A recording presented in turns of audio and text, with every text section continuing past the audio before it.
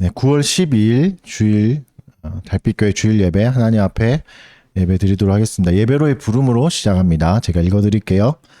여호와의 이름에 합당한 영광을 그에게 돌릴지어다. 제물을 들고 그 앞에 들어갈지어다. 아름답고 거룩한 것으로 여호와께 경배할지어다. 아멘. 우리 찬송가 시편 찬송가 124편 찬양합니다. 이스라엘아 맞지어다. 주리들을 떠나셨다면 원수가 내게 노를 바랄 때 우리 영혼을 삼켰으리라. 피난처 되신 우리 하나님, 이스라엘아 말할지어다. 주리들을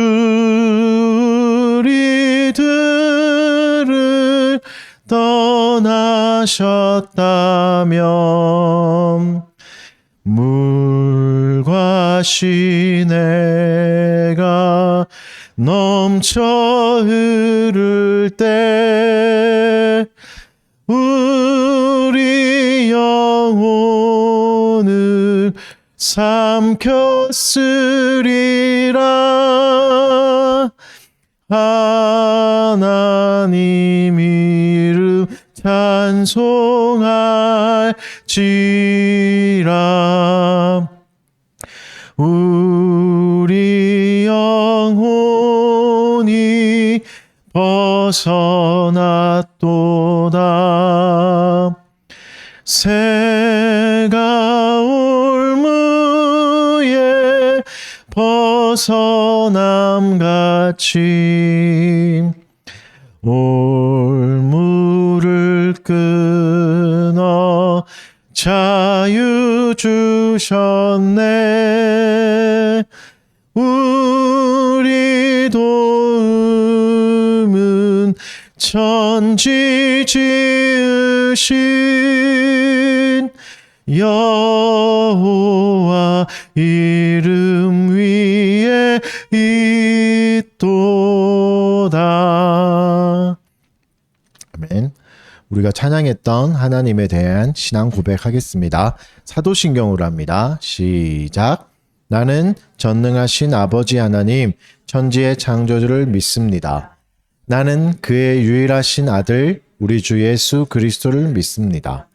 그는 성령으로 잉태되어 동정녀 마리아에게서 나시고 본디오 빌라도에게 고난을 받아 십자가에 못 박혀 죽으시고 장사된 지 사흘 만에 죽은 자 가운데서 다시 살아나셨으며 하늘에 오르시어 전능하신 아버지 하나님 우편에 앉아 계시다가 거기로부터 살아있는 자와 죽은 자를 심판하러 오십니다.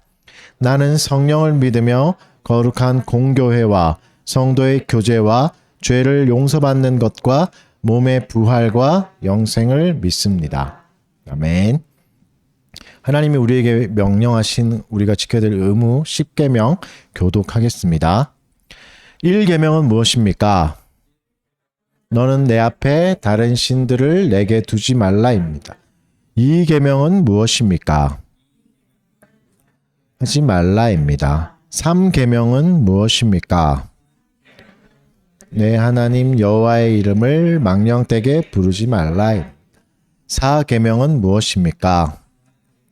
안식일을 기억하여 거룩하게 지키라입니다. 5계명은 무엇입니까? 내 부모를 공경하라입니다. 6계명은 무엇입니까? 살인하지 말라입니다. 7계명은 무엇입니까? 간음하지 말라입니다. 8계명은 무엇입니까? 도둑질하지 말라입니다.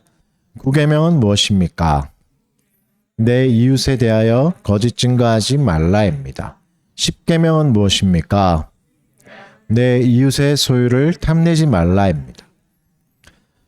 한 주간의 삶을 또 돌아보며 또 십계명의 말씀에 비춰서 또 내 안에 있는 죄악들 생각나는 거 있다면 또 회개하는 시간, 공적인 고백하는 시간 1분 정도 갖도록 하겠습니다.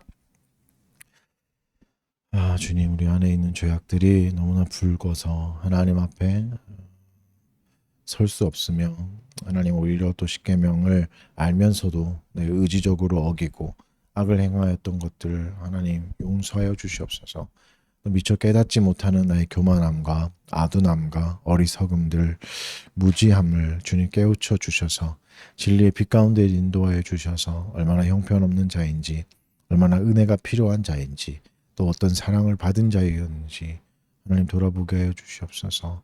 주여, 우리의 죄악이 너무나 붉고 주의 이름을 부를 자격도 없으나 여전히 우리를 사랑하시고 또 인도하여 주셔서 주를 부를 수 있게 해주신 것 감사합니다. 주님, 은혜의 보좌에 또 담대히 나아가오니 우리의 죄악된 모습들 용서하여 주시고 말갛게 씻어 주시옵소서. 하나님의 이름을 거룩하게 여기지 못하였고 하나님의 영광을 때로는 훔쳐가며 또 나의 유익을 위해서 사사로운 유익을 위해서 살아갔던 우리의 기억들을 좀 용서해 주시옵소서. 우리가 살아도 주를 위해 살게 하시고 죽어도 주를 위해 죽는 것이 기쁘고 그것이 나의 인생의 목적이 되도록 하나님 우리의 인생을 회복시켜 가 주시옵소서.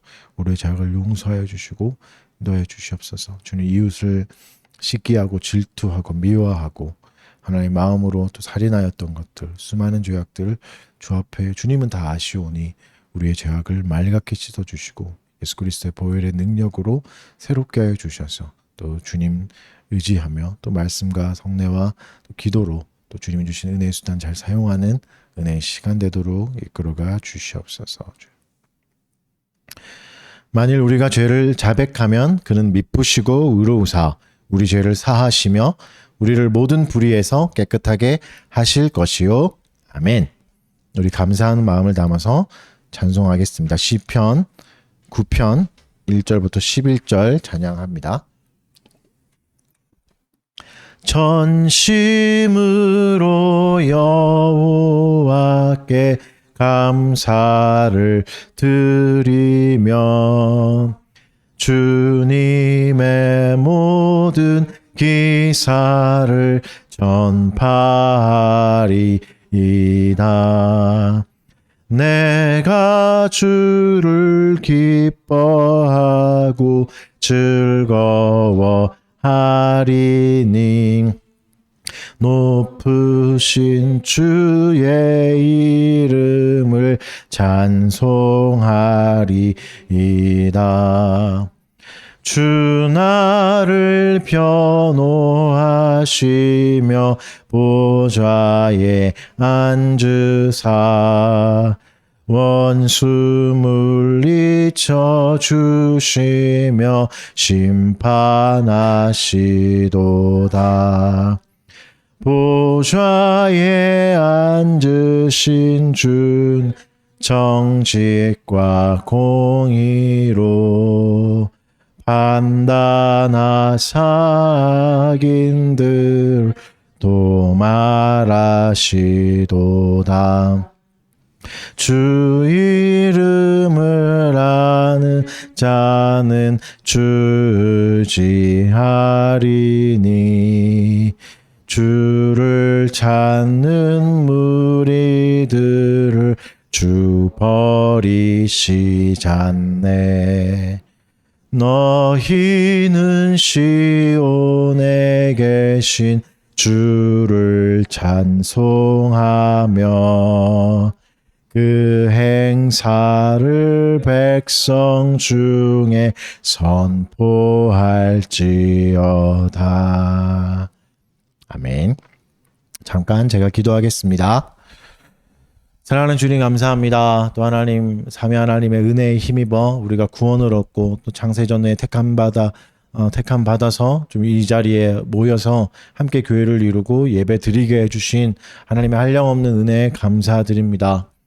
그러나 우리가 은혜에도 불구하고 여전히 죄악 가운데 있고 또 사사로운 자기의 유익을 위해 살아갔던 하나님 우리의 과거들을 주님 앞에 용서를 구합니다. 주여 깨닫지 못한 죄악들이 있다면 깨달아 아는 은혜가 있게 하여 주시옵고 주님 앞에 회개하고 돌이켜서 바른 삶으로 또 하나님의 영광을 위한 삶으로 돌아올 수 있도록 은혜 내려 주시옵소서. 사랑하는 지체들 한 사람 한 사람 모여서 예배 드립니다. 하나님 함께하여 주시옵소서. 또 함께하지 못하는 지체들이 있습니다. 어디에 있든지 주를 기억하게 하여 주시옵고 믿음 더하여 주셔서 안식일을 거룩히 여겨 지킬 수 있는 노력을 할 수 있는 귀한 지체들 되도록 도와주시옵소서. 믿음이 연약한 자에게 더욱더 믿음을 더하여 주셔서 여호와를 힘입을 수 있게 하여 주시옵고 사사로운 이익을 위해 사는 것이 아니라 하나님의 영광을 위해서 살아갈 수 있는 귀한 지체가 되도록 도와주시옵소서. 또 새로운 직장을 허락해 주셔서 열심히 일하는 지체가 있습니다. 힘과 능력을 더해 주시옵고 또 일하는 가운데 지혜와 명철함 도울 자를 또 보내주셔서 아버지 하나님 그 직장에서도 하나님께 영광이 되며 또 많은 사람에게 본이 되며 또 많은 사람에게 유익을 끼치고 이웃을 사랑할 수 있는 귀한 지체의 역할들 감당하게 도와주시옵소서. 또 한 주간도 수고롭게 일하고 각자의 부르신 직장에서 자리에서 일한 지체들 한 사람 한 사람 기억하여 주시옵소서. 일주일 동안 어떤 일이 있었든 하나님 다 아시오니 그의 마음을 위로하여 주시옵고 속상한 것들 있다면 이해되지 않는 일이 있다면 하나님 오늘 이 시간에 말씀으로 녹여주시옵고 하나님의 말씀으로 권면하여 주시고 또 따뜻한 음성으로 우리에게 들려주셔서 어려운 순간들 은혜로 또 섭리로 이해하고 넘어갈 수 있도록 은혜 내려 주시옵소서. 또 지금은 이해되지 않는 고난 가운데 있는 지체가 있습니까? 하나님 그 지체의 마음 가운데 함께하여 주셔서 어려운 일들 또 풀리지 않는 고민들 또 닥쳐올 미래에 대한 그 환난에 대한 두려움들 하나님 여호와 하나님 함께하여 주셔서 만군의 여호와께서 그 모든 상황 가운데 주가 되심을 깨닫게 하여 주시옵고 모든 상황을 넉넉히 이겨 감당하고 우리를 끝까지 보호하시는 것임을 주심을 아버지 하나님 깨달아 아는 은혜가 있게 하여 주시옵소서. 고난 가운데 있고 슬퍼하는 지체들이 있습니까? 위로하여 주시옵소서. 세임이 필요한 지체가 있다면 세임과 능력 더하여 주셔서 또 하나님의 허락하신 새날을 또 믿음 가운데 잘 살아낼 수 있도록 은혜 내려 주시고 도와주시옵소서. 하나님 또 이 시간에 말씀을 듣습니다. 우리의 마음이 주께로 향하게 하여 주시옵고 말씀을 전하는 자 듣는 자 여호와 앞에 경건하게 서게 하여 주시고 정직하게 서게 하여 주셔서 하나님 앞에 바른 반응이 일어나게 하여 주시고 은혜의 보좌에 담대히 나아가서 십자가의 은혜를 붙드는 은혜의 시간이 되도록 도와주시옵소서. 감사드리며 예수님 이름으로 기도드립니다. 아멘. 말씀 보겠습니다. 스가랴 8장이죠. 1절부터 23절까지 말씀입니다.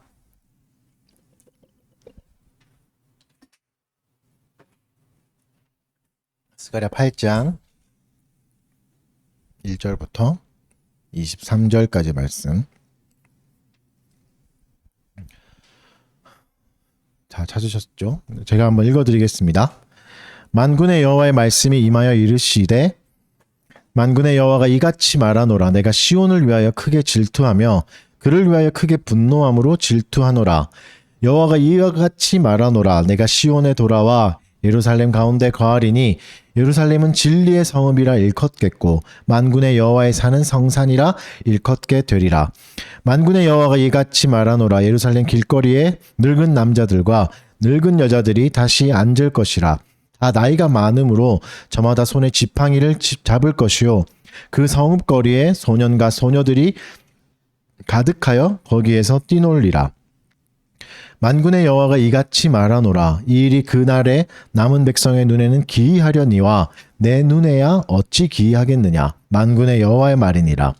만군의 여호와가 이같이 말하노라. 보라, 내가 내 백성을 해가 뜨는 땅과 해가 지는 땅에서부터 구원하여 내고 인도하여다가 예루살렘 가운데에 거주하게 하리니 그들은 내 백성이 되고 나는 진리와 공의로 그들의 하나님이 되리라. 만군의 여호와가 이같이 말하노라. 만군의 여호와의 집 곧 성전을 건축하려고 그 지대를 쌓던 날에 있었던 선지자들의 입의 말을 이날에 듣는 너희는 손을 견고히 할지어다. 이날 전에는 사람도 싹을 얻지 못하였고 짐승도 싹을 받지 못하였으며 사람이 원수로 말미암아 평안히 출입하지 못하였으니 내가 모든 사람을 풀어 서로 치게 하였느니라.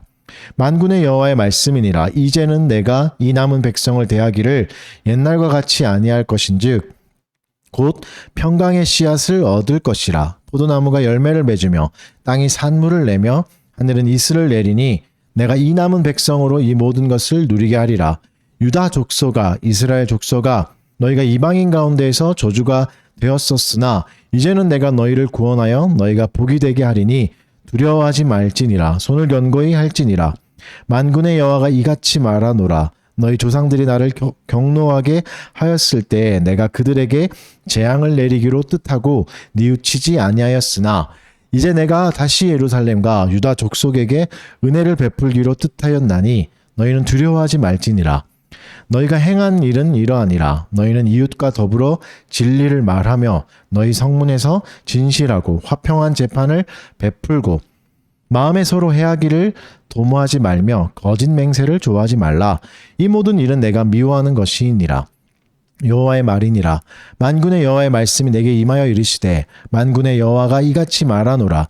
넷째 달의 금식과 다섯째 달의 금식과 일곱째 달의 금식과 열째 달의 금식이 변하여 유다 족속에게 기쁨과 즐거움과 희락의 절기들이 되리니 오직 너희는 진리와 화평을 사랑할지니라.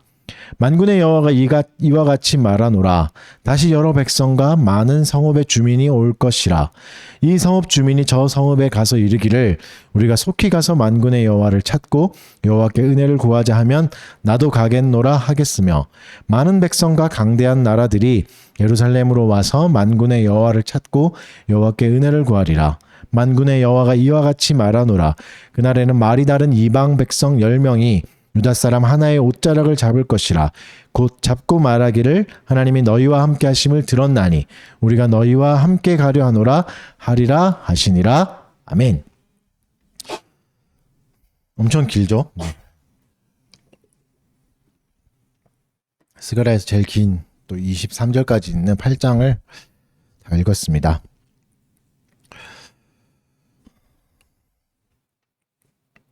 네, 오늘은 진리와 화평을 사랑하는 삶이란 제목 가지고 말씀 전하도록 하겠습니다. 스가랴 8번째 이제 시간이죠. 옛날에 이제 그런 예측이 많았잖아요. 과학이 점점 발달하면 뭔가 이제 밝혀지고 우주에 대한 비밀이 자꾸 밝혀지면 종교인들은 줄어들 것이다. 사람들은 종교를 찾지 않을 것이다. 그리고 이제 그런 예측이 있었는데 오히려 사실은 종교인이 늘어나고 있죠. 기독교는 뭐 줄어든다고 하지만 다른 종교를 찾는 사람들이 이제 많아지죠. 그만큼 마음에 뭔가의 원함이 있는 거겠죠. 채워지지 않는 마음, 종교에서만 찾을 수 있는 뭔가가 있기 때문에 찾는 거겠죠. 뭐 어떤 걸 원할까요? 사람들이 종교를 찾는 이유가 뭐 대충 생각해봐도 뭐 마음의 평화 이런 게 되게 많겠죠. 그리고 뭐 위로 이런 것도 있을 거고 또 뭐 관계, 사교 관계 또 중요하죠. 커뮤니티가 이제 종교를 얻으면 가질 수 있으니까 여러 사람을 만날 수 있으니까 이런 것도 좀 중요하겠죠. 뭐 이런 여러 가지를 원하겠죠.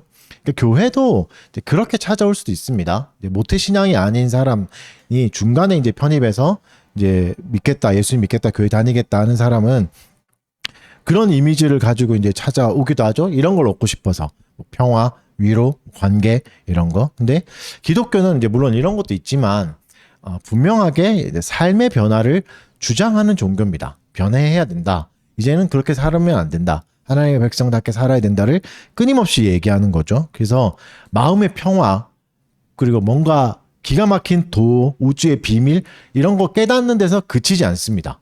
그렇죠? 내가 뭔가 하나님에 대해서 더 많이 알았다. 여기서 그치지 않는 거죠. 개인의 삶이 반드시 변해야 되고 그리고 공동체도 새롭게 만들어 가야 되는 거죠. 속해 있는 사회들도.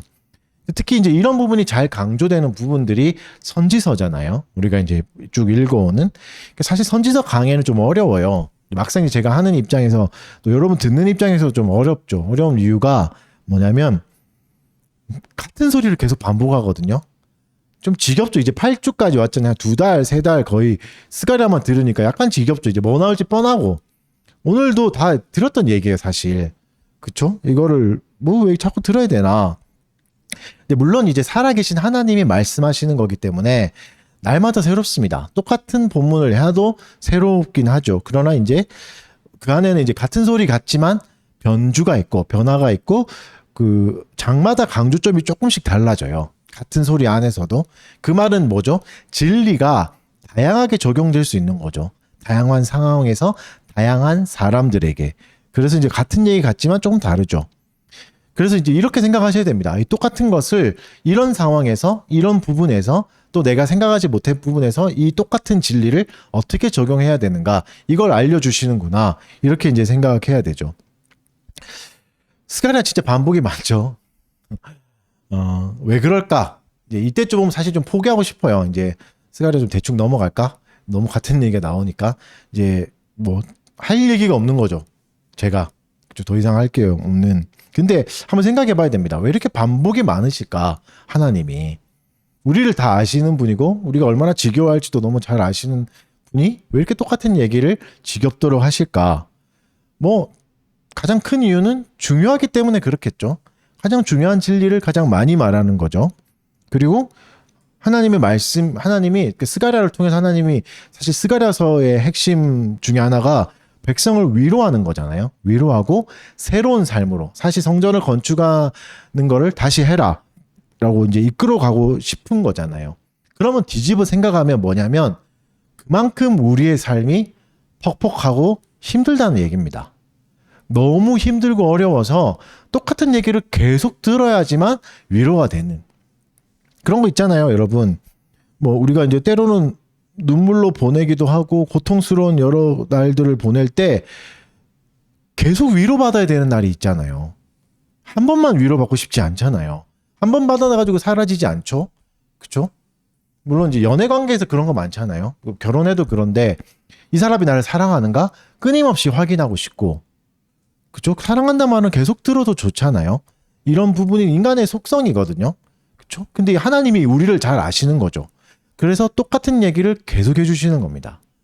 여러분 이걸 바꿔서 생각해 봐야 되는데, 뭐 오늘 뒤에 가서도 얘기할 거지만 똑같은 얘기를 계속 한다는 것 자체가 되게 어려워요. 말하는 사람 입장에서. 제가 지금 똑같은 설교를 계속 하는 느낌이거든요. 되게 어려워요. 뭐 쟤는 똑같은 거 계속 뭐 반복하나? 막 이런 욕을 먹을 것 같기도 하고, 왜 지겨운데 자꾸 왜 할까? 사람들이 싫어할 것 같은 느낌도 들고, 저 자체도 되게 싫고, 그렇죠? 근데 하나님이 이걸 다 알고 반복하시는 거죠. 이것도 엄청난 열정이 있어야 되고 열심히 있어야 됩니다. 여러분 누군가에게 똑같은 얘기를 계속 한다는 건 되게 힘들어요. 그리고 계속 거부하고 못 알아듣고 이런 사람에게 똑같은 얘기를 하는 건 어느 순간 지칩니다. 그렇죠? 근데 하나님이 이걸 계속 하신다는 건 엄청난 의미가 또 있는 거죠. 그러니까 뭔 말이죠? 뒤집어 생각하면 우리는 자주 위로를 받아야 됩니다. 사실 매일 매 순간 위로를 받아야 됩니다. 그리고 매 순간 권면을 받아야 됩니다. 어떤 길로 가야 되는가, 권면을 받아야 되고, 그래야 힘든 세상, 어려운 세상을 버텨나갈 수 있는 거죠. 하루도 모르잖아요. 내일 어떤 일이 생길지 모르고 우리 미래가 어떨지 모르는 답답한 안에, 여러분 코로나가 이렇게 세상을 뒤엎어버릴지 누가 알았습니까?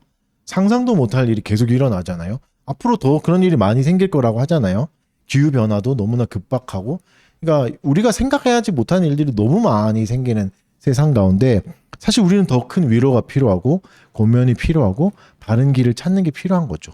이때 하나님이 계속해서 말씀해 주시는 거죠. 그래서 8장은 되게 중요합니다. 이 얘기 매일 하죠. 다 중요하죠. 성경 말씀이니까. 8장은 간단하게 좀 설명하면 네 부분으로 나눌 수 있어요. 네 개의 부분. 그래서 1절부터 8절은 예루살렘의 회복을 말씀드립니다. 회복을 말씀하십니다. 이제 회복될 거다. 이것도 사실 했던 말이죠. 9절부터 15절은 두 번째 파트인데, 이거는 성전을 다시 건축하라 하는 격려의 말씀. 이것도 이미 한 말씀이죠. 이건 심지어 학개서에 그대로 나오는 내용이에요. 학개의 내용 그대로 이어갔고, 그리고 16절, 17절 두 절은 짧지만 이거는 하나님께서 백성들이 요구하시는 삶의 모습들. 이건 7장 이야기입니다. 7장의 이야기를 거의 요약한 모습이고, 그리고 마지막 18절부터 23절이 약간 좀 다른, 이때까지 좀 하지 않은 공동체로서의 교회가 누리게 될 기쁨과 확장의 모습들, 영광을 이야기하는 총 네 부분으로 나눌 수 있고요. 오늘은 이 네 부분을 간략하게 좀 살펴보면서 설교를 하도록 하겠습니다. 먼저 첫 번째 부분은 예루살렘의 회복이죠.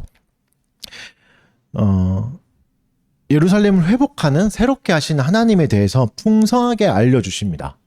하나님은 일단 어떤 분이라고 하죠? 2절에 보면 질투하는 분이다. 이게 두 번이나 반복하죠. 질투하신다, 질투하신다. 그러니까 뜨거운 사랑을 말하거든요. 질투는 뜨거운 사랑을 한다는 말을 사용함으로써 하나님께서 하는 사랑이 최고의 수준이라는 겁니다.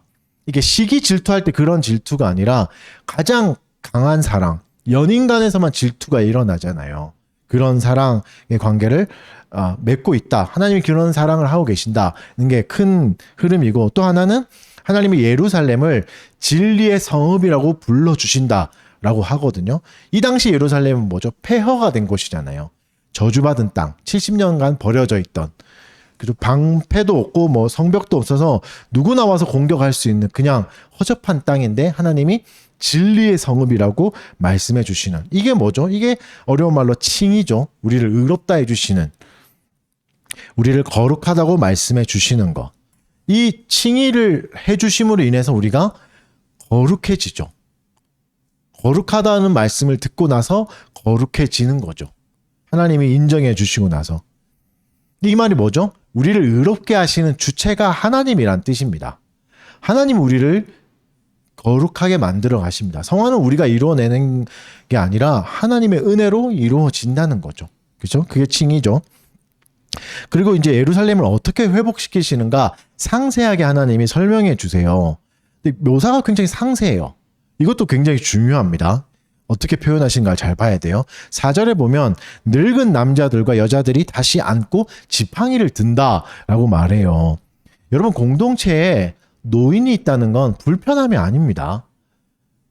축복입니다. 축복의 상징이에요. 그 말 뭐죠? 나도 저렇게 평안하게 늙어갈 수 있다는 표시예요. 어떤 공동체에 노인이 없다는 것은 그 공동체는 늙어가면 버틸 수 없다는 겁니다.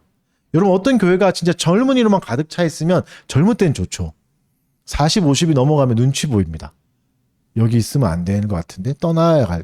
그래서 여러분, 젊은 층만 있는 교회가 우리가 젊을 때는 좋겠지만 실제로 좋지 않습니다. 미래가 없다는 거예요. 여러분 결국 늙을 거잖아요. 그렇죠? 물론 저도 늙을 것 같겠지만, 그러니까 노인이 있다는 건 평안함의 상징이에요. 늙어갈 수 있다는 것은. 그렇죠?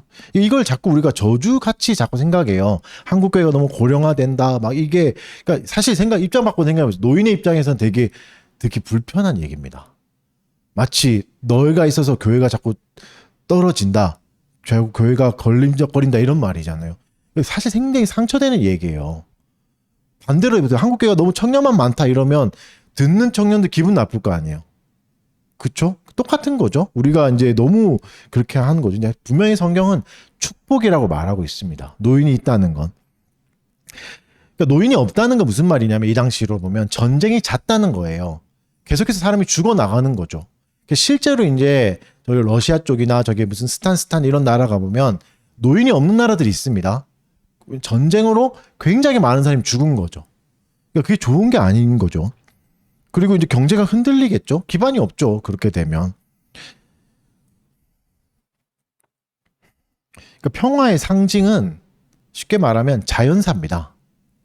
자연사 할 수 있다는 거. 지팡이를 들고 살아갈 수 있는, 연약한 순간에까지 살아있다는 거. 이거 자체가 축복인 거죠. 늙어가는 건 저주가 아닙니다, 여러분.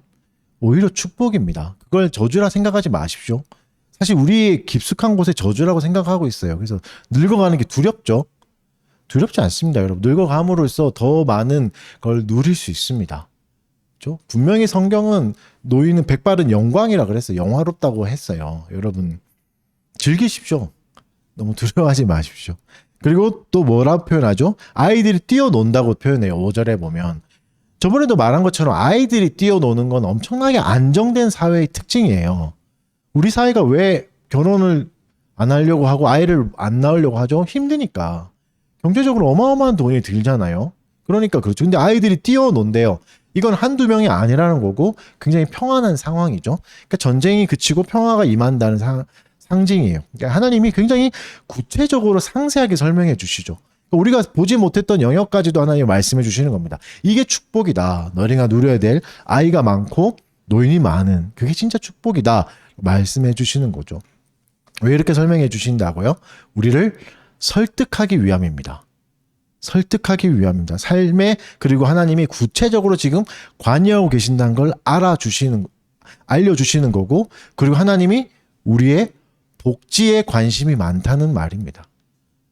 우리의 복지는 우리만 관심 있는 게 아니라 하나님도 관심이 있으십니다. 아이를 많이 낳게 하시고 노인이 될 때까지 지팡이를 짚을 때까지 평안할 수 있는 노인이 존경받는 사회를 만들어가는 것이 하나님이 관심 있어 하시는 거고 이렇게 만들어 주시는 거죠. 그러니까 뭘 하고 싶은 겁니까? 하나님 우리 안에 있는 의심과 걱정을 덜어내고 싶으신 겁니다. 그래서 계속해서 하나님의 말씀을 들어야 되는 겁니다. 똑같은 얘기를 왜 할까요? 잘 생각해 보십시오. 우리는 똑같은 근심을 계속 하거든요. 지금 설교를 들을 때 또 사라지긴 하잖아요. 근데 또 나가는 순간 그 근심이 또 찾아와요. 그래서 똑같은 얘기를 또 하시는 겁니다. 하나님이 지겨운 게 아니라 뒤집어 말하면 우리의 근심과 걱정이 지겨운 거죠. 계속해서 반복해서 걱정하잖아요. 똑같은 거를. 이게 우리의 연약함이에요. 하나님이 너무 잘 아시니까 계속 얘기해 주시는 거죠. 그리고 오늘 제가 말씀을 읽어 드릴 때 뭔가 못 느꼈습니까? 너무 지겨운게 반복되는 말이 많죠. 만군의 여호와. 17번 반복돼요. 한글 성경에. 번역본에 따라 약간 다른데 총 18번 반복되는 번역본도 있어요. 근데 영어나 뭐 한글 는 대부분 17번. 23절인데 17번이나 엄청 반복되죠. 그러니까 뭘 강조하죠? 굉장히 강조하시는 단어가 만군의 여호와입니다. 지금 내가 얘기하고 있다. 만군의 여호와가 그러니까 온 세상의 하나님이란 뜻이잖아요. 만군의 모든 나라의 하나님, 가장 최고 존엄이다. 존엄이 얘기하고 있다. 이 말은 사람의 말이 아니다. 어설픈 위로가 아니다. 뻔하게 하는 말이 아니고 그리고 공수표가 아니다. 사라지는 말이 아니다. 확실히 책임지시고 실패할 가능성이 없는 말이다라는 걸 하나님이 17번이나 계속 말씀해 주시는 겁니다. 똑같이 계속해서 반복하면서. 여러분, 만군의 여호와라는 단어는 우리의 상식을 뛰어넘는 개념입니다. 여러분, 지구의 끝판왕을 보신 적 있습니까? 원피스의 루피 정도 되는. 죄송합니다. 이때 비유를 들어도 좀 좋은 걸 고급스럽게 들어야. 그렇죠? 뭐 이렇게 지구의 끝판왕을 우리 본 적 없잖아요. 지구의 최고 뭐 만화 영화나 뭐 우주 정복, 지구 정복하는 사람을 보려고 했지만 다 실패하잖아요. 독수리 오영재 이런 사람들이 와서 다 막아버려가지고. 근데 하나님은 온 우주의 주님이신 거죠. 유일한. 이분이 우리의 상식을 뛰어넘고 우리의 한계를 뛰어넘고 우리 삶의 모든 영역에 관여하고 계십니다. 그리고 우리 삶을 통치하고 계신 거죠. 그리고 오늘 본문에서 분명히 말하는데 하나님은 기이한 일을 하신대요. 기이한 일. 이게 무슨 말이죠? 이건 안 되겠지. 이거는 내가 해결해야 되는 거 아닌가? 이건 내가 알아서 해야 되지 않나 하는 부분이 없다는 말입니다. 우리의 상식을 뛰어넘으신 거죠. 우리의 삶의 모든 영역을 하나님이 다스리고 계십니다. 내가 쪼잔하게 감추고 싶은 마음, 이런 것까지도 하나님 앞에 내어놔야 되나 하는 것까지도 하나님이 다 알고 계시는 거죠. 그리고 끝난 것 같은 상황이 있잖아요. 상황이 끝난 것 같은, 내 인생은 끝난 것 같은. 이번 생은 틀렸어. 이런 말 많이 하잖아요. 근데 하나님이 그때에도 계획이 있으시다는 겁니다. 우리 인생이 끝날 수 있어요. 끝난 것 같이 느껴질 때가 있을 겁니다. 내가 생각해왔던, 내가 평생 공부했던, 내가 추구했던 게 막힐 수 있어요. 내가 전공했던 게 못 살릴 수도 있다고요. 끝난 것 같은 인생일 수도 있다고. 근데 하나님은 계획이 있으십니다. 무슨 영화 대사 같죠? 하나님은 계획이 있으십니다. 그리고 무슨 계획이죠? 우리를 다시 회복하실 수 있는 게. 하나님이 가장 잘하시는 게 새로운 기회를 주시는 거잖아요. 또다시 용서하시고 기회를 주시는 거, 또다시 일으키시는 걸 하시는 거죠. 지금 뭘 보면서 얘기해 주시는 거죠? 무너진 예루살렘을 다시 회복시키시는 걸 보면서 하나님이 너희의 인생도 이럴 거다 하고 약속해 주시는 거죠. 여러분, 우리는 반드시 인생의 어느 한 순간 완전히 인생이 무너지는 경험을 몇 번이나 하게 될 겁니다. 몇 번이나 하게 될 거라고요. 갑자기 병에 걸릴 수도 있고요. 망할 수도 있잖아요. 경제적으로 망할 수도 있고. 크나큰 고통, 아픔, 사랑하는 사람을 잃을 수도 있고요. 엄청난 아픔들이 생각지 못한 게 기다리고 있을 거라고요. 근데 하나 더 잊지 말아야 될 게, 그러나 그 모든 인생이 하나님의 계획 안에 있다는 거. 하나님 우리를 버리신 결과가 아니라는 거. 또다시 하나님은 우리 인생을 써내려 가실 수 있는 거. 이번 생은 틀리지 않았다는 걸 하나님이 지금 말씀해 주십니다. 다 무너진 예루살렘. 사람들이 뭐라고 그랬겠어요? 70년 동안 지나다니면서 아이고 저기는 자기가 섬기던 신한테 저주받아서 저렇게 됐어. 찌찌찌 뭐 이렇게 했을 거 아니에요. 70년이니까. 6.25 때부터 지금까지니까. 버려진 땅을 보면서. 마치 체르노빌 같은 그런 땅을 저주받은 땅이라고 하잖아요. 그렇게 불리던 땅을 하나님이 진리의 성읍이라고 바꿔주시는 거죠. 실제로 그렇게 바뀌는 거고. 이 일을 우리에게 하시겠다고 말씀해 주시는 겁니다. 그러면 우리의 반응은 뭐가 돼야 되죠? 딱 하나밖에 없습니다, 사실. 뭘 하겠습니까? 찬양하는 것 뿐입니다. 하나님의 은혜를 감격하고 감동하고 감사하는 거, 그것뿐입니다. 그리고 하나님이 그걸 하라고 우리를 지으셨다고 말씀해 주세요. 이사야서에서. 이 백성은 내가 나를 위해 지었나니 나의 찬송을 부르게 할 거다. 이 말은 뭐죠? 내가 너희를 감동시킬 거다. 감격시킬 거다. 너희는 나를 찬양할 수밖에 없을 거다. 이 말은 강압적으로 너희를 이끌어 가겠다가 아니죠. 놀라운 일을 보여주겠다. 생각지도 못하는 확장을 보여주겠다는 약속을 하시는 겁니다. 이게 하나님이 우리에게 주시는 놀라운 은혜 중에 지극히 작은 한 부분입니다. 작은 부분이죠. 여러분, 이 은혜가 하나님을 알아가는 거잖아요. 이 은혜도 우리가 거저받은 거예요. 거저받은 거라고요. 여러분이 잘해서 받은 게 아니라고요. 제가 소율이문답 공부할 때마다 느끼는 건데, 제가 뭔가 막 엄청난 지혜가 있어서 갑자기 소율이문답을 발견해서 이런 게 아니잖아요. 은혜로 주님이 저에게 주어 주신 거고, 저도 은혜로 여러분에게 가르쳐 주는 거고, 제가 여러분보다 나은 게 아닌 거죠. 저도 은혜로 받았으니까. 그래서 모른다고 답답하다고 제가 무시할 수 없죠. 왜냐면 이렇게 말하면 너도 은혜로 받은 거잖아. 네가 뭐 잘나서 받은 게 아니잖아. 그렇죠? 이게 우리의 자세가 돼야 됩니다. 여러분이 어떤 사람들보다 더 큰 은혜를 누릴 수 있어요. 더 많은 하나님을 깨달을 수 있다고요. 그거는 하나님의 은혜인 거지 여러분의 대단함이 아닙니다. 이 마음이 있어야 지체들을 불쌍히 여길 수 있습니다. 귀하게 여길 수 있습니다. 에이, 그것도 몰라? 이렇게 하는 거는 은혜를 잊어버린 겁니다. 마치 내가 스스로 깨달았다라고 생각하는 거죠. 그렇지 않습니다. 하나님이 주시기 때문에 알게 되는 거야. 더욱 겸손해야 됩니다. 그러니까 찬양한다는 건 우리를 더 겸손하게 만들어가는 겁니다. 찬양하는데 교만해진다는 건 뭔가 이상한 거예요. 잘못된 거예요.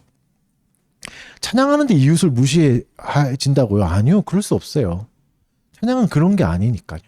하나님의 은혜를 감격하고 감사하는데 어떻게 이웃을 무시하고 핍박할 수 있겠습니까? 자, 이어지는 단락, 두 번째 단락은 성전 건축을 명령하십니다.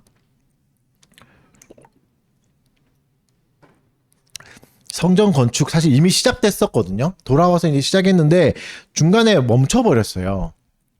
왜 그랬을까요? 외부의 공격이 너무 많았거든요. 성벽도 이제 제대로 되지 않았으니까 이제 새롭게 기초를 쌓아야 되니까 아예 나라란 게 다 사라진 상황이니까 건축하는 거 너무 어려웠을 거 아니에요. 상황적 어려움이 있었을 겁니다. 그런데 하나님이 이유를 명확하게 찝으시는데 그 이유가 아니에요. 너희가 공격이 많아서 어려움이 많아서 이래서 아니다. 이건 핑계였던 거죠. 학개서에서 더 잘 드러나거든요. 학개서에서는 뭐라고 말씀하시냐면 사사로운 이익만 추구했기 때문에 너희가 멈췄다 이렇게 말씀하세요. 사사로운 이익이 뭐죠? 개인의 이익. 하나님 나라를 보지 않았다. 그러니까 소율이 일문이 안 됐다. 일문을 잊어버렸다는 거죠. 하나님의 영광을 위해서 살지 않았다. 너의 영광을 위해서 살아버렸다라고 학개서는 평가합니다. 여러분 한번 생각해 보시죠. 근데 왜 이렇게 됐을까도 한번 생각해 봐야 돼요. 그들을 뭐 탓하고 못됐구나 이스라엘 역시 소망 없어 이렇게 하기 전에 한번 생각해 봐야 돼요. 여러분 왜냐하면 70년 포로 생활 끝내고 돌아온 것도 엄청난 순종이거든요. 70년의 문화권을 버린다는 게 엄청나요. 여러분 지금 이 나이에 모든 걸 버리고 이민 가는 것도 쉽지 않잖아요. 여러분 끼케야 뭐 40년? 40년 산 분도 지금은 없잖아요. 이걸 다 버린다는 게 쉽지 않아요. 그죠? 근데 70년 동안 살아온 거, 내 할아버지 때부터 해온 거를 다 버리고 간다는 건 어려워요. 근데 이 사람들이 이렇게 하고 온 거죠. 허허벌판에. 근데 이 사람들이 그렇게 왔는데, 시작은 엄청났는데, 결과는 사사로운 이익을 자기 유익만 추구하는 사람으로 전락해 버렸다는 거죠. 그래서 여기서 일어난 일들을 한번 생각해 봐야 돼요. 본문과 연결해서 생각해 보면 답을 좀 찾을 수 있습니다. 본문은 계속해서 또 뭘 말하냐면 하나님의 신실함을 말하고 있습니다. 하나님이 신실하게 일하신다. 하나님이 우리의 삶을 복원해 가신다. 세밀하게 이끄신다라고 반복적으로 얘기하죠. 반복적으로 얘기한다는 건 아까도 말했지만 뒤집어 말하면 반복적으로 의심하기 때문입니다. 반복적으로 흔들리기 때문입니다. 여러분 생각해 보십시오. 어떤 사람하고 얘기할 때 똑같은 말을 막 계속 할 때는 어떤 때죠? 이 사람이 나를 안 믿어줄 때 답답해서 야, 그런 게 아니고 막 이렇게 여러 가지 방향으로 설명하잖아요. 내가 이런 증거도 있고 이런 증거도 있고 여러 가지 설명하는 거죠. 지금이 딱 이런 상황인 거죠. 하나님이 워낙 이 사람들이 안 믿으니까 여러 가지 상황으로 이제 설명해 주시는 거죠. 반복적으로. 진짜 미치겠네 하면서 이렇게 얘기하는 거죠. 그래서 만군의 여호와란 말을 계속 강조하시는 겁니다. 내가 만군의 여호와야. 모든 우주를 다스리는 하나님이야. 내가 다 할 수 있어.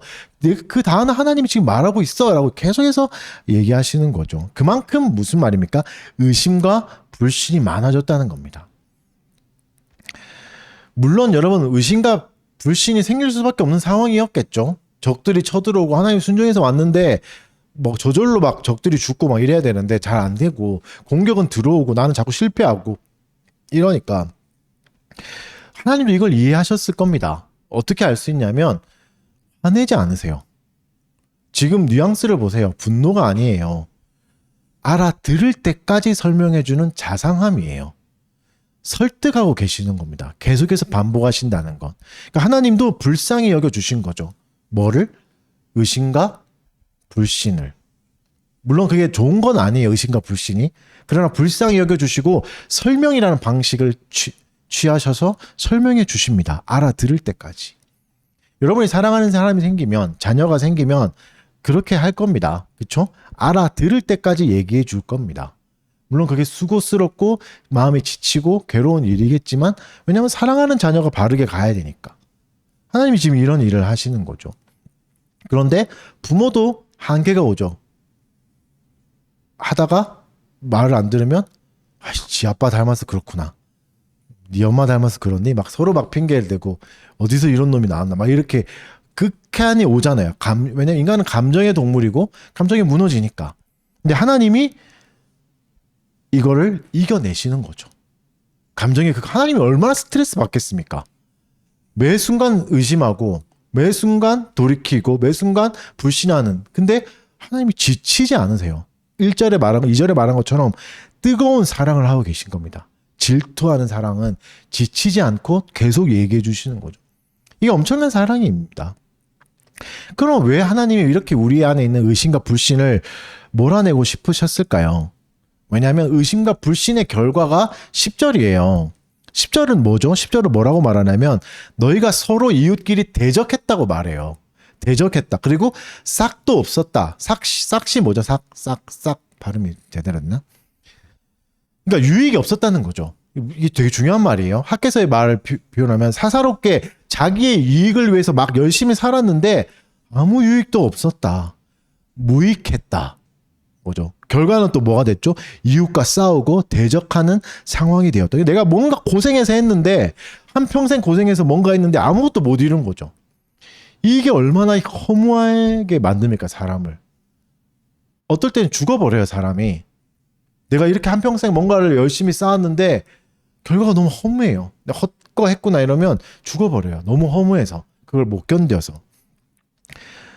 그렇게 됐다는 겁니다. 언제? 하나님의 영광을 추구하지 않고 나의 이익을 추구했을 때. 이거 되게 중요합니다. 나의 이익을 추구하면 내가 잘 살 것 같지만 그렇지 않았다는 겁니다. 결과는 이웃과 깨어지고 옆에 있는 사람과의 관계는 다 깨어지고 나도 별로 소득이 없고 그리고 존재를 말해주신데 너희는 저주가 되었다고 말해요. 그때 저주스러운 존재. 그러니까 저주는 뭐죠? 그 사람이 그곳에 있으면 그 동네가 죽어버리는 거죠. 모두가 싫어하는, 모두가 반기지 않는 비참한 결과를 거두었다라고 말하는 겁니다. 언제요? 의심과 불신이 있을 때. 하나님에 대한 의심과 불신이 있을 때. 그러니까 하나님이 너 나를 왜 못 믿어? 이렇게 해서 혼내시는 게 아니라 그거 있을 때 너의 결과를 보여주시는 거죠. 얼마나 비참했느냐. 네 이익만으로 위해서 살아갈 때 사람들에게 사랑도 못 받고 상처만 받고 공동체에서는 쫓겨나고 깨지고 관계는 다 깨지고 이렇지 않았느냐. 그런데 약속을 해주십니다. 이제 내가 바꿔주겠다. 11절 말씀처럼 바꿔주겠다 말씀입니다. 너희가 저주였다. 그러나 이제는 복이 될 거다라고 말씀해 주세요. 하나님이 해주신다는 거죠. 너희는 열매 없는 삶을 살았는데 이제는 내가 열매 있는 삶을 주겠다라고 말씀하시는 거죠. 마치 바울이 나에게 죽음도 유익이 되는 것처럼. 여러분, 내가 인생에서 가장 비참한 일이 죽는 거잖아요. 그런데 죽음에도 열매가 맺힌대요. 그리스도인들은, 하나님의 백성들은. 버릴 게 없는 인생이 되는 거죠. 이 약속을 해주시는 겁니다. 여러분, 이게 얼마나 큰 복음이 됩니까? 우리가 하는 일이, 지금 하는 모든 것들이 실패할 수 있거든요. 우리 교회가 언제까지 가겠습니까? 내일 사라져도 이상하지 않을 교회인데, 의자만 남고 사라질 교회인데, 근데 하나님 뭐라 말씀해 주시는 거죠? 버릴 게 없다. 그러나 열매는 맺힌다. 라고 말씀해 주시는 거죠. 여러분, 또 한번 생각해보세요. 싹에 대해서 한번 생각해보자. 싹. 우리가 받는 임금, 월급, 이게 뭐죠? 우리가 일한 만큼 받는 거죠. 서울이라는 공간에서, 특수한 공간에서 살아가는 저와 여러분들이 얼마나 큰 싹을 받을 수 있습니까? 얼마나 큰 임금을 받고 있습니까? 열심히 일하면 안정된 삶을 살 수 있습니까? 보장되지 않죠? 그렇지 않죠? 집값을 보면 여러분, 무슨 판타지 영화 보는 것 같아요. 게임머니인가? 뭐 어떻게 10억 문 가뿐히 넘어가고 저걸 어떻게 사지? 그렇죠? 여러분이 지금부터 숨만 쉬면서 한 푼도 안 쓰고 월급을 모아도 그렇죠. 한 200살 정도 되면 살 수 있잖아요. 그게 서울이잖아요. 무서워요. 이런 세상을 살아가고 있는 거죠. 근데 하나님이 말씀해 주시는 겁니다. 실망하지 마라. 낙심하지 마라. 허무해지지 않는다라고 말하죠. 이게 무슨 여러분 벼락부자가 되게 해주겠다. 집을 살 수 있겠다. 아파트 산다. 이런 약속이 아니고 열매 없는 초라한 인생이 되지 않는다라고 약속해 주시는 겁니다. 왜죠? 우리 현실이 너무나 고단해요. 집 하나 못 사는 인생이라는 그 비참함이 있지 않아요? 그쵸? 제가 매일 당하고 있는 더 이상 얘기하면 또 쫓겨날 수 있기 때문에 초라한 인생이 되지 않는다고 하나님이 약속해 주시는 겁니다. 이게 얼마나 큰 위로예요. 세상은 네가 얼마나 이루었느냐, 어떤 직업을 갖고 있느냐, 어떤 보장을 받고 있냐 이런 거 물어보지만 아니 그걸로 너의 인생이 보장되지 않는다. 그걸 추구했을 때 너는 비참한 저주였다. 그러나 이제 내가 복이 되겠다 하시는 거죠. 여러분, 그래서 여러분 하나님이 보내신 자리를 사랑하셔야 됩니다. 왜죠? 하나님이 열매 맺으라고 보내신 자리예요. 의미 없이 실수로 간 자리는 없습니다. 실수로 간 자리는 없다고요. 전에는 여러분 저주였다고요. 우리는 저주였다고요. 근데 이제는 복이에요. 우리의 존재가 복이라고요. 그 회사에 우리가 있는 게 복이라고요. 그곳에 우리가 있는 게 복이라고요. 하나님이 그렇게 해주신다고요. 그러니까 내가 있는 자리에서 우리는 반드시 열매를 맺을 겁니다. 하나님이 주시는 열매를 맺을 겁니다. 너무 두려워하지 마십시오. 그러니까 세상을 뭐 헬조선이니 하면서 비난하면서 등지지 마십시오. 그 얘기를 하시는 겁니다. 최선을 다하라고. 하루하루를 살아가라고 정직하게 살아가라고 하시는 거죠. 또 오늘 표현이 나오는데 그 손을 견고히 하라는 표현이 두세 번 나오거든요. 이거는 전쟁할 때 쓰는 관용어예요. 전쟁할 때 손을 견고히 하라 이 말이죠. 이게 무슨 말이죠? 백성을 격려하는 관용적인 표현인데 매일 전쟁터 같을 것이다. 그러나 하나님이 열매 맺게 할 것이다. 전쟁 같은 삶에 힘내라 약속하시는 거죠. 전쟁을 피하지 말라는 말입니다. 전쟁 같을 겁니다. 왜 내 인생은 평안하지 않을까? 너무 걱정하지 마십시오. 모든 인생이 그렇습니다. 전쟁 같은 삶입니다. 때로는 나와 싸워야 되고요. 때로는 악함과 싸워야 되고, 때로는 잘못된 관습과 싸워야 되고, 사회 구조와 싸워야 되기도 해요. 근데 이게 하나님 주신 삶이라고요. 당연히 싸워야 되는 거죠. 지치지 마라. 성전을 건축하는데 공격은 당연한 거죠. 그러나 손을 견고히 하라라고 말씀하십니다. 그리고 이제 세 번째 부분이 뭐죠? 16, 17절인데 7장에서 얘기했던 거죠. 성전 건축만이 너의 유일한 목표가 아니라고 말씀해 주시는 겁니다. 그들에게는 새로운 성전도 필요했지만 또 뭐가 필요했죠? 새로운 삶의 모습도 필요했습니다. 삶의 양식이 필요한 거죠. 이 말은 성전만 삐까뻔쩍하게 짓는다고 해서 너희가 저절로 거룩해 진다는 게 아니라는 거예요. 강남에 산다고 저절로 부자가 되지 않는 것처럼 성전만 짓는다고, 교회만 건축한다고 우리가 저절로 거룩해지는 게 아니라는 거죠. 그럼 새로운 성전에 걸맞는 새로운 삶은 어떤 모습이죠? 7장에서 말했던, 지난주에 말했던 모습이죠. 진실하고 화평한 재판. 이게 뭐라 그랬죠? 개인적인 영역에서만이 진리를 추구하는 게 아니라 공적인 영역에서, 사회 구조 안에서의 영역에도 우리가 돌아봐야 된다. 이것도 돌봐야 된다는 말입니다. 쉽게 얘기하면 또 상거래를 진실하게 하고 당근마켓 정직하게 하시고 사기치지 말고, 그리고 중요한 거죠. 모든 사람에게 마땅히 받아야 할 것을 받게 하는 거. 여러분이 억울하잖아요. 내가 일한 만큼 못 받아서 억울한 건데 여러분도 그렇게 된다고요. 나중에 또 등쳐먹어야지. 나도 등쳐먹었으니까 나도 너한테 이렇게 돼버리거든요. 악의 순환이에요. 이걸 끊어야죠. 그래서 마땅히 대가를 지불하는 거, 이거 하셔야 됩니다. 그러니까 좋은 컨텐츠를 보면 반드시 돈을 지불해야죠. 좀 불법 복사하지 말고 마땅히 누군가의 수고에 대해 칭찬해주고 지불하는 거는 반드시 필요합니다. 이게 진짜 필요한, 사회에 필요한 정의잖아요. 이걸 회복하라는 거죠. 사람 사이의 진실함, 이거는 한 번 보고 말 사람들 사이에도 이루어져야 되는 거죠. 이웃을 사랑하라고 할 때 예수님이 말씀하시잖아요. 네 이웃이 누구냐?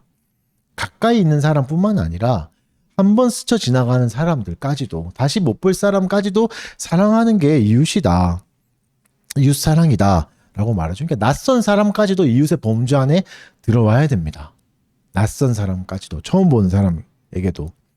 그리고 마음에 대해서도 얘기하시죠. 마음으로 진실하라라고 얘기하십니다. 마음이 진실하다는 것은 우리 마음이 결국은 율법의 다스림을 받는다는 겁니다. 율법의 궁극은 뭘까요? 마음이 다스림 받는 거죠. 무슨 말이죠? 하나님이 좋아하시는 거에 내 마음이 간다는 말이에요. 하나님이 싫어하시는 거에 내 마음이 싫어하는 반응이 일어난다는 거죠. 약한 자를 괴롭히는 것에서 내 마음이 저건 아니지라는 마음이 일어나는 거고, 내가 죄악을 즐거워하던 거에 대해서 그게 양심의 가책이 생겨지는 거, 그게 율법이 나를 다스리는 겁니다. 옛날에는 불법 다운로드하고 막 이런 거 아무렇지도 않았는데 이제는 가책이 생기는 거. 옛날에는 이웃을 뒷담화하고 그냥 욕하고 평가하는 거 그냥 쉬웠는데 이제는 가책이 생기는 거. 이게 율법이 마음을 다스리는 거죠. 그래서 여러분, 우리가 점검해 봐야 될 게 이겁니다. 내 마음이 지금 율법의 다스림을 받고 있는가? 내 마음은 지금 싸우고 있는가? 율법과 싸우고 있는가? 내 마음의 의지와 싸우고 있는가? 하나님이 반대로 된 걸 싸우고 있는가? 하나님의 법이 가는 대로 내 마음도 가고 있는가? 작고 연약한 이웃에게 마음을 가고 있는가? 작은 거짓말도 이제는 쉽지 않을 만큼의 예민함이 생기고 있는가? 진실에 가까워지고 있는가? 나는 진실을 말하는데 이렇게 힘을 쓰고 있는가? 늘 점검해야 되는 거죠. 근데 여러분, 이 두 가지는 똑같아요. 앞에는 성전 건축이었고 이건 바른 삶이잖아요. 결국은 이 원동력은 뭘까요? 하나님을 사랑하는 마음입니다. 진리를 사랑하는 마음. 두 가지는 다른 모습으로 드러나지만 원리는 똑같아요. 하나님 사랑하는 마음이 있어야 성전을 건축하고, 하나님 사랑하는 마음이 있어야 진리를 행할 수 있는 거죠. 진실되게 살 수 있는 거죠. 그래서 마지막 단락에서는 끝났습니다. 이제 마지막 단락은 공동체에 대해서 말씀하십니다. 이것은 이제 교회에 대한 말씀으로 이제 봐도 좋아요. 하나님의 교회가 어떤 모습으로 되어가는가, 어떤 모습으로 만들어 주실까란 뭐가 있냐면 기쁨과 즐거움과 희락이 있습니다. 하나님이 약속하시는 거죠. 그러니까 억지로 눈물을 흘리며 함께하는 공동체뿐만 아니라 거기서 더 나아가서 기쁨과 즐거움과 희락을 누리는 금식의 절기들이 바뀝니다. 본문에 보면 금식하는 날들이 4달 나와요. 4월, 5월, 7월, 10월 나오죠. 물론 우리 양력하고는 좀 다릅니다. 우리 양력의 4월, 5월은 아닌데 이스라엘의 날인데 뭐 그건 중요하진 않고 하여튼 4월에는 이스라엘 성이 함락됐어요. 그래서 이제 그날을 금식일, 그리고 5월에는 저번에 말씀드렸었죠. 성전이 파괴됐어요. 그렇죠? 7월에는 뭐가 됐죠? 그달랴, 총독이었던 그달랴가 살해당한. 그리고 10월에는 성이 포위됐습니다. 이렇게 보면 조금 논리 순서가 좀 이상하죠. 아니, 성이 무너진 게 4월인데 어떻게 10월에 포위되나? 그래서 이제 보면 원래 순서는 10월부터인 거죠. 10월에 성이 이제 포위되고 4월에 함락되고 성전이 함락되고 그다음에 5월에 성전이 파괴되고 7월에 그달랴가 죽고 요런 순서겠죠. 요건 그냥 참고로만 알아놓으시면 돼요. 하여튼 이런 날이 하나님이 뭐라고 얘기해 주시죠? 기쁜 날로 바뀐다고 약속해 주십니다. 이 말은 뭐죠? 우리의 상처가 아물고 새로운 추억이 생기는 겁니다. 우리도 그런 날이 있잖아요. 국가적으로 이제 조기라고 하죠. 먹는 생선 말고 이제 그 태극기를 높이 달지 않고 반 정도 하는 슬픈 날이잖아요. 현충일 같은 날. 이 날은 이제 오락하는 날이 아니잖아요. 체육대 하고 이러면 안 됩니다. 슬픈 날이잖아요. 그 슬픈 날이, 그런 날들이 우리나라에 있는데 그 날을 하나님이 기쁜 날로 바꿔주신다는 거죠. 이게 사실 우리가 살아있는 동안 상상할 수 없는 일이거든요. 이 날, 현충일이 어떻게 기쁜 날이 되는가? 그렇죠? 그런 날로 근데 바꿔주시는 거죠. 어떻게 해요? 새로운 추억도 더 씌워주시고 진정한 기쁨을 회복시켜 주시는 날로 바꿔주시겠다라고 약속해 주시죠. 이게 뭐죠? 교회의 특징이라고요. 공동체는 눈물만 짜는 공동체가 아니라 기쁨과 희락과 즐거움도 있는 공동체가 됩니다. 하나님이 그렇게 만들어 주신다는 거죠. 그리고 많은 사람이 온다는 걸 또 얘기해 주십니다. 이것도 되게 중요한 포인트예요.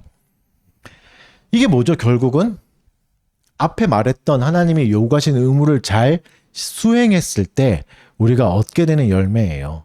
많은 사람이 오게 된다.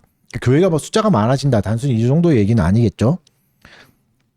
진실하고 화평한 세상, 화평하게 살아갈 때, 이걸 사랑할 때, 진실과 화평을 사랑할 때 세상 사람들이 알아볼 겁니다. 왜죠? 세상에서 찾기 어렵거든요. 세상 사람들 보십시오. 그냥 여러분 친구 주변만 봐요. 불법을 행하는 게 쉬워요. 편하고. 그거가 아무도 뭐라 그러지도 않잖아요. 찾을 수가 없어요, 잘. 근데 진실과 화평을 사랑한다면 굉장히 기이한 일이 될 거고 사람들이 좋아할 겁니다. 사실 원하거든요. 인간이 좀 이상한 본성이죠. 자기는 행하기 싫어하면서 그런 사람을 원하긴 또 원해요. 나는 거짓말 잘하면서 어디 갔을 때 가게가 거짓말 안 하기를 원하잖아요. 음식 이런 거 안 속이기를 원하잖아요. 음식물 재사용 안 하기를 원하잖아요. 그쵸? 그런 것처럼. 그래서 예루살렘으로 사람들이 올 거라라고 약속해 주세요. 이거는 예루살렘의 장소적 특징 때문은 아니겠죠. 여기가 뭐 되게 좋아서 예뻐서 이런 게 아니라 그곳에 사는 사람의 삶의 방식 때문에, 삶의 양식 때문에 매력을 느껴서 찾아오는 거죠. 왜냐면 그 동네는 정직하니까. 여러분도 그런 동네에 살고 싶지 않습니까? 막 살인 사건이 하루 이틀 뭐 지나서 막 일어나고 서로 막 속이고 서로 막 자전거 훔쳐가는 동네보다는 도둑질도 안 하고 평안하고 서로를 돌봐주는 동네에 살고 싶잖아요. 당연한 인간의 본능이잖아요. 그 말을 하시는 거죠. 여러분 맛집만 돼도 줄 서서 찾아가요. 어디 있든 전국 어디 있든 다 찾아가는 시대가 됐잖아요. 제주도 맛집도 찾아가잖아요. 그렇죠? 이게 뭐죠? 잠깐의 유익밖에 안 주거든요. 먹을 때는. 근데도 찾아가요. 근데 삶의 유익을 주는 곳은 얼마나 더 찾아가겠습니까? 살고 싶어질 거 아니에요. 그렇죠? 이 말을 하는 거죠. 사람들이 이 종교 저 종교 찾아다니는 이유도 그런 거 아니겠습니까? 근데 이들이 찾아오는 이유도 명확하게 말씀하세요. 뭐라고 얘기하시죠? 하나님이 너희와 함께 하심을 들었나니 우리가 너희와 함께 가려 하노라. 이렇게 말하는 거죠. 왜죠? 하나님을 알기 위해서 이들과 함께 하는 거예요. 되게 중요한 진리예요. 이게 무슨 말이죠? 하나님을 알기 위해서 이 공동체로 들어오는 거죠. 그럼 무슨 말입니까? 하나님을 알기 위해서는 공동체가 필요하다는 말이죠. 이해 가세요? 이걸 뒤집으면 뭐죠? 사랑이 없는 공동체는 하나님의 통치가 드러나지 않는 겁니다. 진리와 화평을 사랑하지 않는 공동체에서는 하나님의 통치가 드러나지 않고, 진리와 화평을 사랑하는 공동체에서 하나님의 통치가 드러나고 사람들이 올 거고, 그 공동체를 통해서 사람들은 하나님을 알아간다는 거죠. 하나님을 알아가는 방식을 배우십시오. 함께 하지 않으면 하나님을 알 수 없다. 이게 이방 사람들에게 들어온 겁니다. 저 사람들과 함께 해야지만, 유다 사람들과 함께 해야지만 하나님을 알아갈 수 있겠구나. 이 말은 뭐죠? 뭘로 하나님을 배우겠다는 겁니까?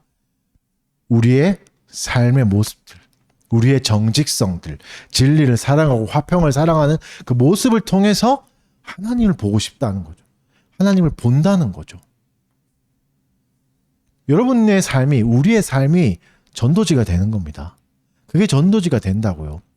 아, 저 친구는 진짜 희생을 많이 하네, 헌신을 많이 하네, 저 친구는 진짜 작은 거짓말도 하지 않네, 진실하네, 자기한테 불이익 올 걸 뻔히 알면서도 진실하게 얘기하네.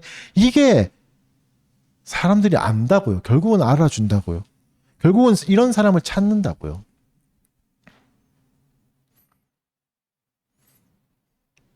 하나님을 홀로 찾을 수는 없습니다. 우리에겐 이웃이 필요합니다. 우리에겐 스승도 필요하고, 가르쳐줄 선생님도 필요하고, 이웃이 필요합니다. 따뜻하게 돌봐줄 사람도 필요하고, 돌봄을 받을 사람도 필요하고, 친절하게 잘 가르쳐주는 사람도 필요한 거죠. 그리고 나도 잘 가르쳐줘야 되고. 결론을 맺겠습니다. 오늘 좀 본문이 좀 길어가지고 시간이 좀 많이 지났는데, 하나님이 하시는 말씀을 요약하면 뭡니까? 만군의 여호와 하나님을 끝까지 신뢰하라입니다. 매일 매순간 신뢰하라. 의심이 들 때마다 기억하라는 거죠. 하나님이 우리의 모든 상황을 다스리고 계십니다. 그러니 하나님을 신뢰하라는 거죠. 조급하고 두렵고 의심이 생기는 날들이 있겠지만 우리에게 지속적으로 지치지 않고 반복적으로 말씀하시는 하나님께 귀를 기울이십시오. 조금만 귀를 기울이면 하나님이 똑같은 얘기를 수고롭게 계속하고 계신 걸 들을 겁니다. 하나님은 기꺼이 이 얘기를 반복하실 수 있을 만큼 우리를 사랑하고 계십니다. 그런 능력이 있으십니다. 그분의 사랑과 은혜를 풍성히 누려보십시오. 두려움이 올 때마다, 때로는 1시간마다 봐야 될 수도 있어요. 1시간마다 하나님을 찾아야 될 때도 있다고요. 하시면 되죠. 하나님이 그렇게 하시니까. 우리는 말씀을 계속 들어야 됩니다. 왜죠? 우리의 하루가 꽤 버겁기 때문입니다. 힘들기 때문이에요. 고단하기 때문이에요. 매일 필요해요. 여러분, 그래서 말씀을 사랑해야 됩니다. 우리는 또 사랑이 필요합니다. 함께 해야 사랑할 수 있고, 함께 해야 하나님을 찾을 수 있습니다. 나 혼자 잘한다고 하나님 찾을 수 없습니다. 같이 살아야 되는 거죠. 우리 어떻게 해야 되겠습니까? 하나님을 풍성히 누리는 공동체를 잘 만들어 가야 되겠죠. 옆에 지체가 우리에겐 필요합니다. 아, 쟤는 정말 안 맞아, 뭐 이렇게 생각할 수 있겠지만 그걸 통해서 하나님을 알게 하시는 겁니다. 그걸 통해서 사랑을 가르쳐 주시고, 인내를 가르쳐 주시고, 포용을 가르쳐 주시는 거죠. 이 은혜를 잘 누리는 달빛교회 성도들 되시기를 바랍니다. 아멘. 찬양합시다. 우리 시편 13편. 주여 나를 언제까지 잊으시나.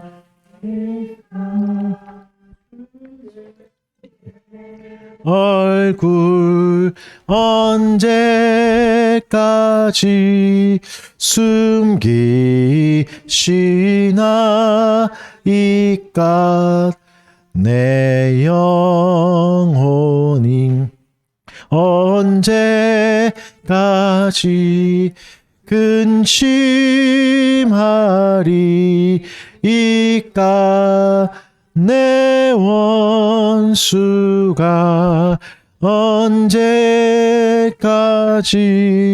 자랑하리. 주여 나를 살피시사 응답해 주시고 나로 사망에 잠들지 않게 하옵소서. 두렵건대 내 원수가 날 이겼다 하며 나의 흔들리는 것을 기뻐할까 하네. 나는 주의 인자하심 굳게 믿사오니 내 마음이 주의 구원 기뻐하리이다.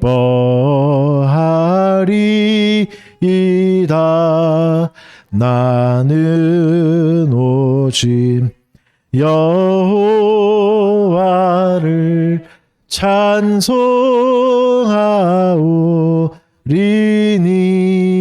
이는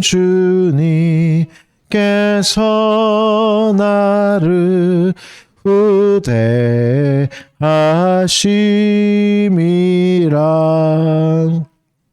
네, 헌금을 제가 잠깐 기도하겠습니다.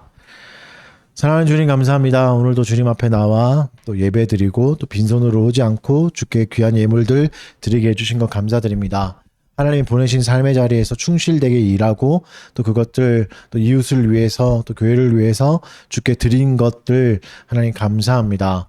한 분 한 분 성도들의 마음을 축복하여 주시었고 또 어려운 가운데 있는데도 불구하고 귀한 예물을 드린 성길들 축복하여 주시옵소서. 하나님 또 우리의 마음을 잘 아시는 그 주께서 우리의 열심을 더하여 주셔서 하나님 더 좋은 직장과 하나님 더 좋은 환경을 허락하여 주시옵고 또 힘든 어려운 가운데도 이 환경을 이겨나갈 수 있는 믿음도 더욱더 허락하여 주셔서 잘 견디고 인내할 수 있는 지체들 되도록 도와주시옵소서. 말씀으로 사는 거 힘들겠지만 항상 한결같은 목소리로 우리를 위해서 위로하시고 격려하시고 응원하시는 하나님의 음성을 듣게 하시고 말씀을 듣게 하여 주셔서 이 어려운 시간들을 하루하루 잘 이겨나가는 우리 달빛교회 교우들 되도록 이끌어 주시옵소서. 감사드리며 예수님 이름으로 기도합니다. 아멘. 강복선언으로 마치겠습니다. 여호와는 내게 복을 주시고 너를 지키시기를 원하며 여호와는 그의 얼굴을 내게 비추사 은혜 베푸시기를 원하며 여호와는 그 얼굴을 내게로 향하여 드사 평강 주시기를 원하노라 할지니라 하라. 아멘. 네, 예배